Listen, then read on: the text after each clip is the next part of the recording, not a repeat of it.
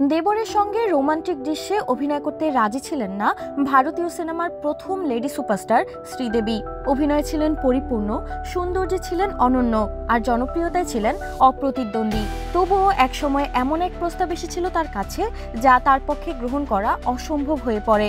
আর তার এই সিদ্ধান্ত বলিউডে এক মুহূর্তে বদলে দিয়েছে আরেকজন তারকার ভাগ্য। জানেন সে কে? শ্রীদেবীর জায়গায় আসে নতুন নাম মাধুরী দীক্ষিত। সালটা 1992। পরিচালক ইন্দ্র কুমার শুরু করতে চলেছেন নতুন সিনেমা বেটা।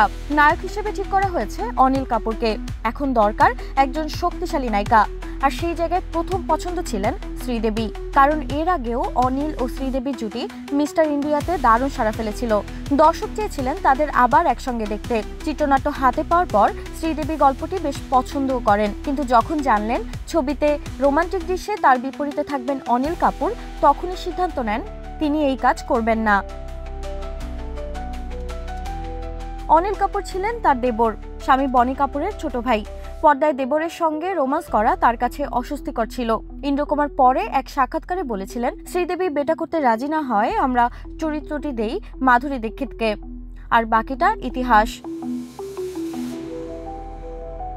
মাধুরীর অসাধারণ অভিনয় ও ধকধক কর্ণে লাগা গানের পারফরম্যান্স তাকে পৌঁছে দেয় বলিউডের একদম শীর্ষে। বেটা ছবিটি সেই বছর ফিল্মফেয়ারে জিতে নেয় 5টি পুরস্কার। সেরা অভিনেতা হিসেবে অনিল কাপুর, সেরা অভিনেত্রী হিসেবে মাধুরী দীক্ষিত, সেরা পার্শ্ব অভিনেত্রী হিসেবে অরুণা ইরানি, সেরা গায়িকা হিসেবে অনুরাধা পারওয়াল ও সেরা কোরিওগ্রাফার হিসেবে সরোজ খান। বলিউডে আজও বলা হয় যদি শ্রীদেবী রাজি হতেন তবে হয়তো ধকধক গার্ল মাধুরীর জন্মই হতো না। একজন তারকার ব্যক্তিগত সিদ্ধান্তই হয়ে উঠেছিল অন্য একজনের ক্যারিয়ারের ভাগ্য নির্ধারণকারী মুহূর্ত। এটাই তো সিনেমার জাদু, যেখানে এক নায়ী খুলে দেয় অন্য কারো সাফল্যের দরজা।